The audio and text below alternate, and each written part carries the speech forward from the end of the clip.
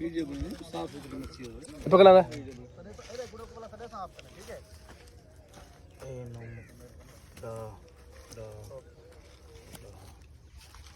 Weaver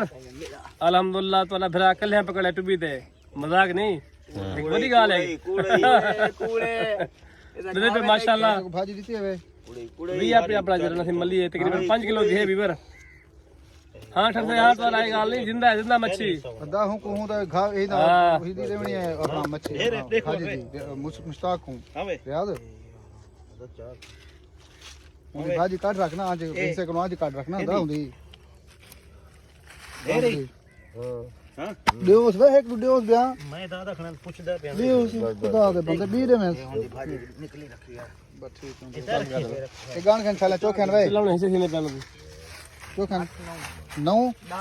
दा मुसा चाह के बात चलाएंगे मुस्ताक दिखा पड़े दे मैं तो भावे ना दे मैं तेरी मर्जी आप वांड मैं नहीं देता तू घर हुंदे ना वैसे अपने नाल वो अपने घर जाना ये केदा हिस्सा है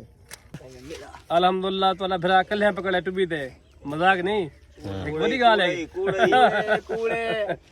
दे पे माशाल्लाह भाजी दी है भी आप अपना जरा नसीब मली है तकरीबन 5 किलो दी है वीवर हां ठंड से हाथ वाला गाल नहीं जिंदा मच्छी अदा हूं को हूं तो घा ए दा ही दी देवनी है अपना मच्छी भाजी दी मुश्ताक हूं याद मुझे भाजी काट रखना आज पैसे को आज काट रखना दा हुंदी हां देओस वे एक देओस ब्याह मैं दादा खणा पूछदा पिया देओस खुदा दे बंदे बी दे मैं भाजी निकली रखी है बस ठीक है ए गान खान साला चोखन वे लाने से सीने पे चोखन 9 दा मुसा चाह के बात चलाएंगे मुस्ताक दिखा पड़े दे मैं तो भावे ना दे मैं तेरी मर्जी